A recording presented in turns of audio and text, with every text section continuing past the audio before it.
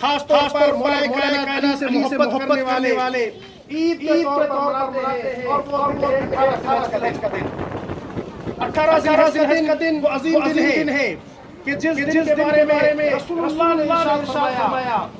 یوم غدیر خون افضل اعیاد امتی، غدیر خون کا دن میری امت کا سب سے افضل دن ہے۔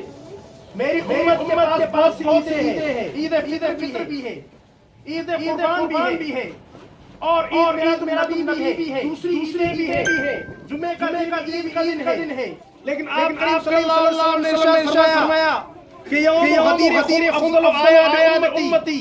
میری امت کی بہت سی عیدیں ہیں، لیکن سب سے بڑی عظیم جو عید ہے وہ کون سی عید ہے؟ کسی اور انسان نے نہیں عزیزو۔ یہاں پر ایک جملہ چاہنا چاہتا ہوں، کرنے ولی نے خوف تب نے نہیں فرمایا، بلکہ رسول اللہ نے ارشاد فرمایا یوم غدیر خون اعیاد امتی، کہ غدیر خون کا دن میری امت کی سب سے بڑی عید ہے، دوسری عیدیں ایک طرف اور غدیر کا دن ایک طرف۔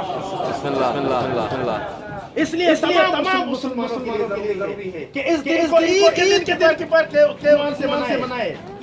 اور پھر رسول علیہ السلام ارشاد فرماتے ہیں کہ تمام انبیاء جو بھی آئے ہیں 18 ذی الحج کے دن انہوں نے عید کے عنوان سے منایا ہے، لہذا مومن کی ذمہ داری ہے اس دن خاص طور پر 18 ذی الحج کے دن 18 ذی الحج کی رات کو عید کے عنوان سے منائے، ایک دوسرے کو مبارکباد دیں، کیونکہ یہ مبارکباد دینا صحابہ کرام کی سنت ہے، صحابہ کرام کی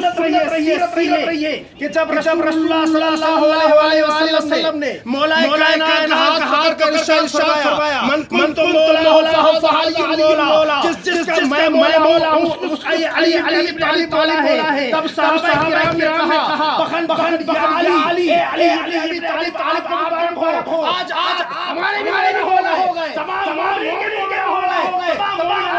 مولا ہو گئے۔